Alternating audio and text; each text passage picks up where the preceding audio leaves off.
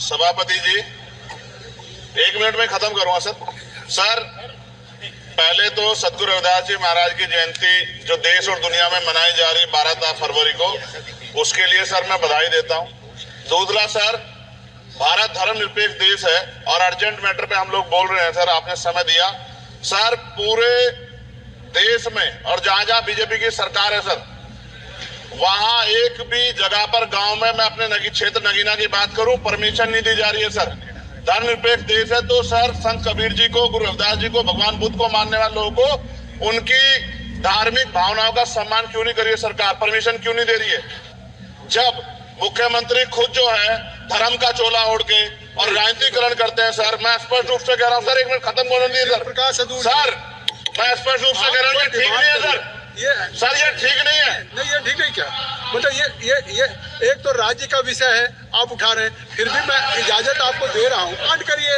Demand करना होगा, चलिए एक लाइन में अपनी डिमांड करें। मेरी मांग ये है सर, परमिशन मिलनी चाहिए और उनको भी अपने धार्मिक कार्यों को पूर्ण करने का अधिकार मिलना चाहिए, ऐसी मेरी मांग है सर। आपके माध्यम से धन्यवाद सर।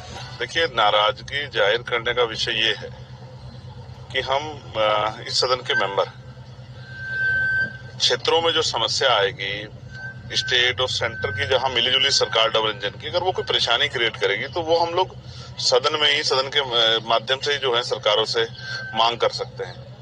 हुआ ये है कि भारत वैसे धर्मनिरपेक्ष देश है, यहाँ धार्मिक आजादी भी है। और अभी मेरे याद है जब राम मंदिर का शिलान्यास हुआ था तो पूरे देश में बिना किसी परमिशन के बहुत सारी यात्राएं निकाली गई।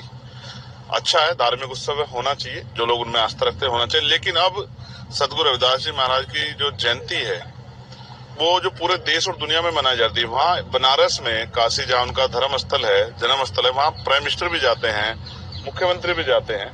लेकिन अब मैं नगीना की बात करूं, हालांकि मेरे पास पूरे प्रदेश और देश से जहां जहां बीजेपी सरकार है फोन कॉल्स आए, मैसेज आए कि वहां उनको धार्मिक कार्य करने की, शोभा यात्रा निकालने की परमिशन नहीं दी जा रही। जब मैंने अधिकारियों से बात की, उनका कहा कि हम नई परंपरा का जो है, नई परंपरा शुरू नहीं करेंगे।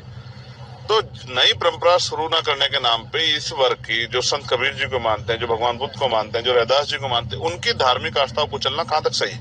जब धर्मनिरपेक्ष देश है तो उनकी आस्था का सम्मान होना चाहिए। हमारे यहाँ तो मुख्यमंत्री धर्म का चोला पहन के राजनीति करते हैं, खूब प्रचार करते हैं कुंभ का, सब चीजों का। जब बात आती है वंचित वर्गों की जो धार्मिक आस्था की, तो उनको सांप क्यों सूंघ जाता है?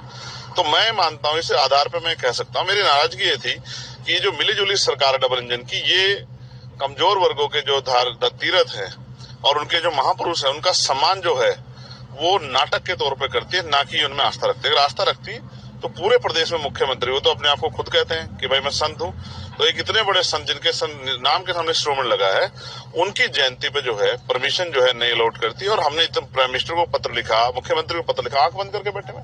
तो इसका मतलब ये स्पष्ट होता है, आज लोगों में गुस्सा है इस बात को लेकर कि हमारे धार्मिक आयोजन करने की आजादी हमें नहीं मिल रही। तो धर्मनिरपेक्षता पे जो हमला सरकारें कर रही है, उसको लेकर मेरी